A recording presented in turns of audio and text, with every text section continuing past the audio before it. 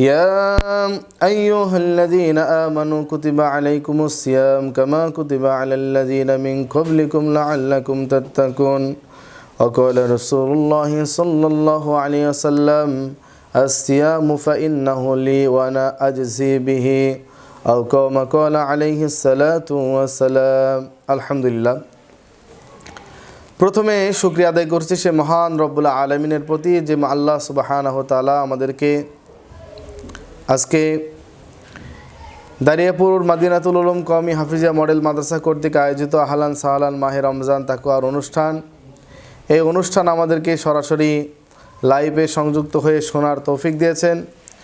আজকের আলোচনার আলোচ্য বিষয় হচ্ছে রোজা রাখলে আমরা কি পুরস্কার পাবো, কি প্রতিদান পাবো এবং রোজা না রাখলে আমাদের কি শাস্তি হবে, এই সম্পর্কে ইনশাআল্লাহ আমি মুফতি তরিকুল ইসলাম সংক্ষিপ্ত কোরআন হাদিস থেকে আলোচনা করার চেষ্টা করব। আমা তৌফিকি ইল্লা বিল্লাহ। সম্মানিত দর্শক, যারা যেখান থেকে অনুষ্ঠানটি দেখছেন, আপনাদের যদি কোনো প্রশ্ন থাকে আমাদের কমেন্ট বক্সে জানাবেন, আপনাদের প্রশ্নের উত্তর ইনশাআল্লাহ দেওয়া হবে।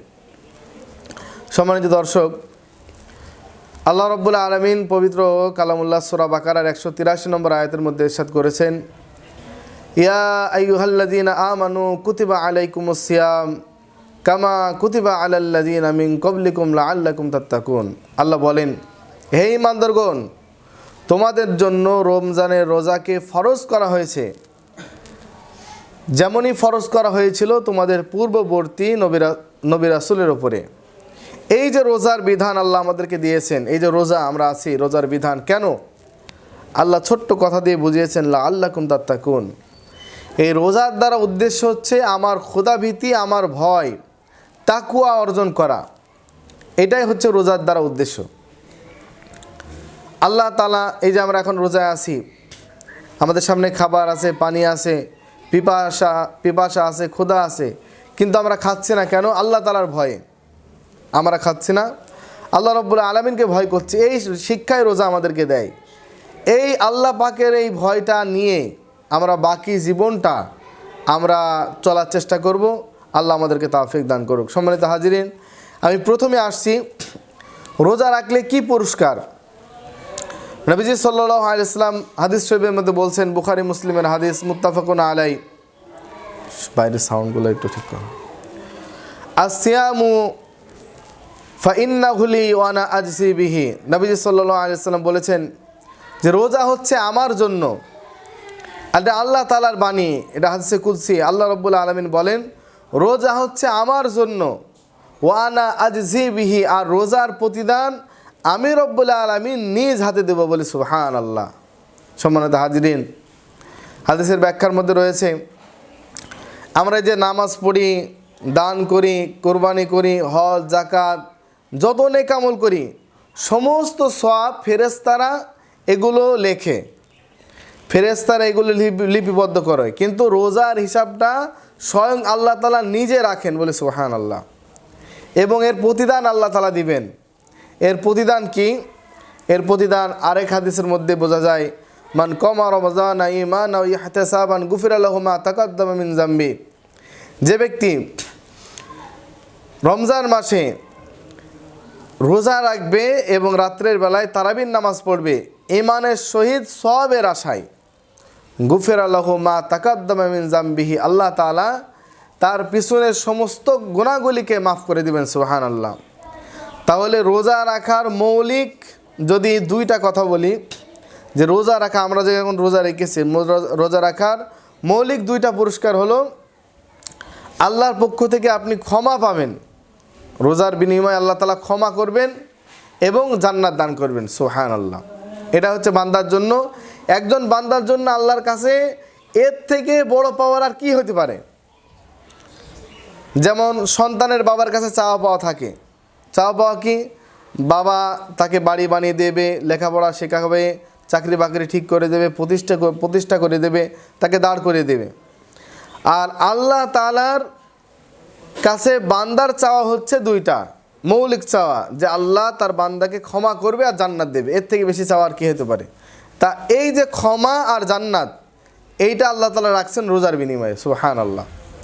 সম্মানিত হাজিরিন, এখন আসি রোজা না রাখলে তার কি শাস্তি হবে। সম্মানিত হাজিরিন, রোজা না রাখার ভয়ানক শাস্তি সম্পর্কে রাসূলুল্লাহ সাল্লাল্লাহু আলাইহি ওয়াসাল্লাম বিভিন্ন হাদিসের মধ্যে বর্ণনা এসেছে। সহিহ ইবনে খুজাইমা হাদিস নম্বর 1509, এই হাদিসের মধ্যে আসছে যে নবীজি সাল্লাল্লাহু আলাইহি ওয়াসাল্লাম যখন মেরাজে গিয়েছিলেন, নবীজিকে একটা উঁচা পাহাড়ে ওঠার জন্য বলা হলো। নবীজি তিনি বললেন, আমি এত বড় উঁচা পাহাড়ে কিভাবে উঠব। জিবরাইল আলাইহিস সালাম বললেন যে আমরা আপনাকে সহযোগিতা করব, আপনি উঠুন। নবীজি উঠলেন, সেখানে দেখলেন যে শশ করে বিকট একটা আওয়াজ, শব্দ আসতেছে। নবীজি জিজ্ঞাসা করলেন, এটা কিসের আওয়াজ, কিসের শব্দ? বললেন, নবীজিকে বলা হলো যে এটা হচ্ছে দুনিয়াতে যারা রোজা রাখেনি, রোজা অবস্থায় রোজার মাসে যারা দিনের বেলায় খেত, ভক্ষণ করত, তাদেরকে আল্লাহ তাআলা জাহান্নামের মধ্যে এই এমনভাবে শাস্তি দিচ্ছেন। তাদের শাস্তির বর্ণনা নবীজি দেখলেন যে তাদের পাটা বেঁধে উল্টো করে তাদেরকে ঝুলিয়ে আগুনের মধ্যে তাদেরকে পোড়ানো হচ্ছে, আর তারা চিৎকার করছে, আর তাদের চোয়ালের শরীরের গোশতগুলো গলে গলে পড়তেছে। সম্মানিত হাজিরিন, প্রিয় নবীজি সাল্লাল্লাহু আলাইহি ওয়াসাল্লাম একদা মসজিদের মধ্যে প্রবেশ করলেন। মেম্বারের প্রথম সিঁড়িতে পা রাখলেন এবং বললেন আমিন। দ্বিতীয় সিঁড়িতে পা রাখলেন, বললেন আমিন। তৃতীয় সিঁড়িতে পা রাখলেন, বললেন আমিন। সাহাবারা নবীজিকে জিজ্ঞাসা করলেন, ইয়া রাসূলুল্লাহ, আপনাকে তো এরকম ব্যতিক্রম দেখা যায় না, আপনি এই যে ব্যতিক্রমভাবে মসজিদে প্রবেশ করে সিঁড়ির ওপর পা রেখে আমিন বললেন কেন? একজন সাহাবী দাঁড়িয়ে নবীজিকে প্রশ্ন করলেন। নবীজি সাল্লাল্লাহু আলাইহি ওয়াসাল্লাম উত্তরে বললেন যে আমি যখন আজকে আল্লাহ তাআলা 3টা বিষয়ের উপরে মৌলিক সিদ্ধান্ত নিয়েছেন, চূড়ান্ত। আল্লাহর একটা সিদ্ধান্ত হলো যে আমি যখন মসজিদে মেম্বারের ওপর পা রাখি, তখন আল্লাহ রাব্বুল আলামিন সিদ্ধান্ত নিয়েছেন, আমার মতামত চাওয়া হয়েছে, আমি সমর্থন করে একমত পোষণ করে আমিন বলেছি যে আমি নবীকে সৃষ্টি করেছেন যার ওসিলায় আল্লাহ দুনিয়া সৃষ্টি করেছেন, যার ওসিলায় আল্লাহ রাব্বুল আলামিন দুনিয়া সৃষ্টি করেছেন, সেই নবীর নাম মুহাম্মদ শোনার পরে যে নবীর উপর দরুদ পড়বে না, সাল্লাল্লাহু আলাইহি সাল্লাম পড়বে না, তার উপরে আল্লাহর লানত, আল্লাহর অভিশাপ, ফেরেশতার লানত, ফেরেশতার অভিশাপ, আমি নবী আমিন বলেছি। এই জন্য নবীর নাম মুহাম্মদ শোনার পরে আপনাকে সাল্লাল্লাহু আলাইহি সাল্লাম বলতে হবে। আল্লাহ সিদ্ধান্ত নিয়েছেন। নবীজি যখন দ্বিতীয় সিঁড়িতে পা রাখলেন, আল্লাহ সিদ্ধান্ত নিয়েছেন যে যার মাধ্যমে আপনি আমি এই দুনিয়া দেখলাম, সেই পিতামাতা, যেই পিতামাতা আপনাকে আমাকে কষ্ট করে লালন পালন করেছে, যেই পিতামাতা আপনাকে আমাকে নিজে না খেয়ে খাইয়েছে, পড়িয়েছে, মানুষ করেছে, জীবদ্দশায় যদি এই পিতামাতাকে আপনি খেদমত না করেন, তাদের প্রয়োজন পূরণ না করেন, তাদের সাথে খারাপ ব্যবহার করেন, আল্লাহর অভিশাপ আপনার উপরে, রসুলের অভিশাপ আপনার উপরে, ফেরেশতার অভিশাপ আপনার উপরে।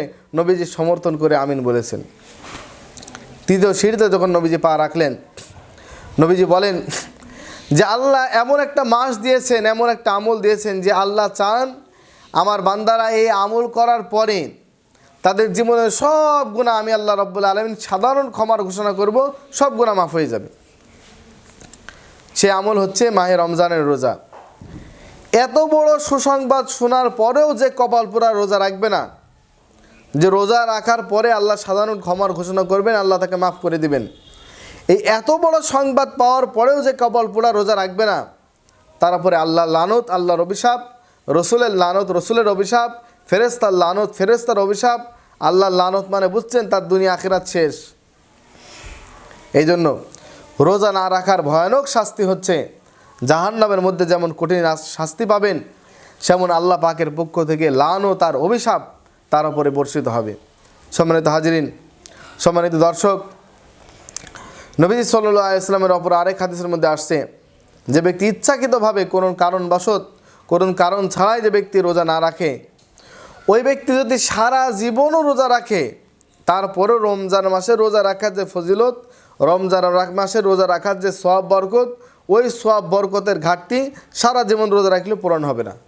তাহলে বোঝেন রমজানের রোজা কত গুরুত্বপূর্ণ। নবীজির আরেকটা হাদিসের মধ্যে আসছে যে ব্যক্তি ইচ্ছাকৃতভাবে রোজা রাখলো না, তাকে দিন ইসলামের উপরে সে যে আসে, সে যে মুসলমান, এটা ধরা যায় না। তার মিল্লাতে ইব্রাহিম, মিল্লাতে মুসলমানের উপরে যে সে আসে, এটা তার বিশ্বাস করা যায় না। সে আল্লাহর বিধানকে যে ওভারটেক করতেছে জেনে বুঝে সে গুনাহের মধ্যে লিপ্ত রয়েছে। সম্মানিত হাজিরিন, আজকের আলোচনার মৌলিক বিষয় ছিল হচ্ছে দুইটা। এক হচ্ছে রোজা রাখার পুরস্কার, রোজা না রাখার শাস্তি। রোজা রাখার পুরস্কার হচ্ছে আল্লাহ তাআলার পক্ষ থেকে রোজাদার রোজা শেষ করার পরে ক্ষমা পাবেন।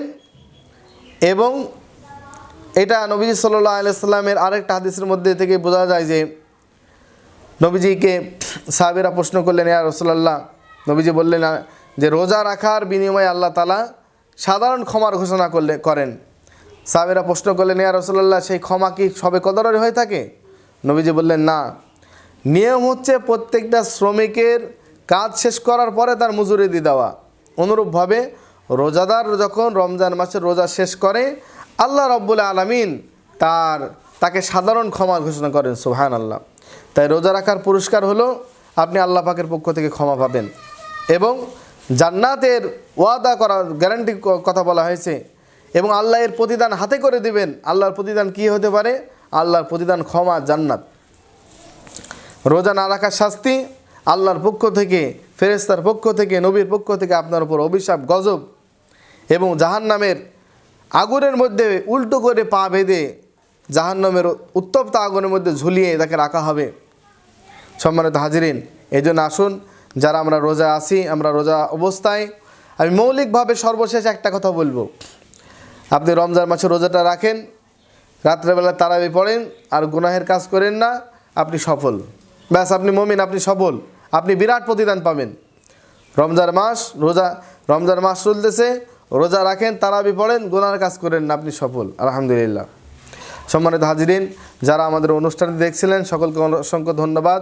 আপনারা ভিডিওটি শেয়ার করে দিবেন এবং আপনাদের কোনো প্রশ্ন থাকলে আমাদের কমেন্ট বক্সে লিখবেন। ইনশাআল্লাহ আপনাদের প্রশ্নগুলির উত্তর দেওয়া হবে।